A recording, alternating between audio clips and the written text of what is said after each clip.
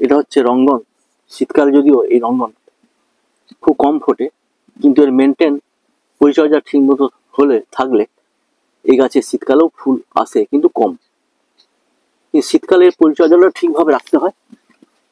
এটাকে পটিং করার সময় মাটি মিক্সিং করে নিতে হয়, ঝুরঝুরে মাটি যাতে তৈরি হয়। আমি মিক্সিং কিভাবে করতে হয় আমি আগের ভিডিও দেখেছি, সেইভাবে মিক্সিং করে পটিং পলিপ্যাকে বা টবেও লাগানো যায়। আর টাইম মতো এর শীতকালের সময় ফাঙ্গাস কম থাকলেও 1 মাস পর পর সাপ সাপ 3 গ্রাম 1 লিটার জলে গুলে স্প্রে করতে হবে সূর্যাস্তের আগে। আর ইনসেকটিসাইডের মধ্যে কাকা 1 ml 1 লিটার জলে গুলে স্প্রে করতে হবে। আর 15 দিন পর পর সর্ষে খোল 100 গ্রাম সর্ষে খোল 1 লিটার জলে গুলে 3 দিন রাখতে হবে। রেখে সেই জল 4 দিনের মাথায় একটু লাঠি করে গুলে নিয়ে সেই জলের মধ্যে 20 লিটার জলের সঙ্গে সেটা মিক্সিং করতে হবে।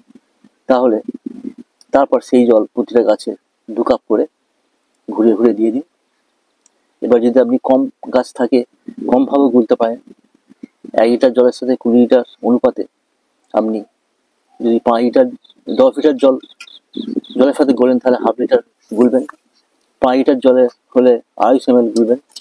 এইভাবে মিক্সিং করে আপনি সর্ষে খোল জল ইউজ করতে পারবেন।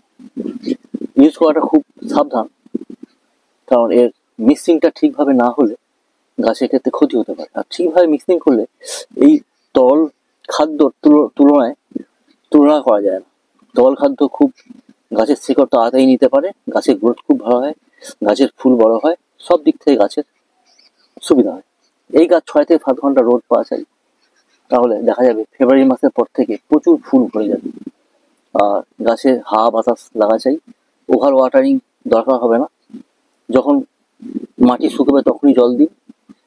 এইসবগুলো মেনটেন করে চললে 2 মাস কম ফুল ফুটলেও ফেব্রুয়ারি থেকে ফুল ফোটা শুরু হবে। কন্টিনিউ বর্ষা গরম সবসময় ফুল থাকবে। এই হচ্ছে আজকের রঙ্গন পিঙ্ক কালারের রঙ্গনের পরিচর্যা। যদি ভিডিওটা ভালো লাগে লাইক করবেন, শেয়ার করবেন, অবশ্যই কমেন্টসে লিখবেন, সাবস্ক্রাইব অবশ্যই করবেন, যাতে পরবর্তীকালে নলেজেবল ভিডিও আমি তৈরি করতে পারি। ভালো থাকবেন, সুস্বাস্থ্য থাকবেন। Thank you.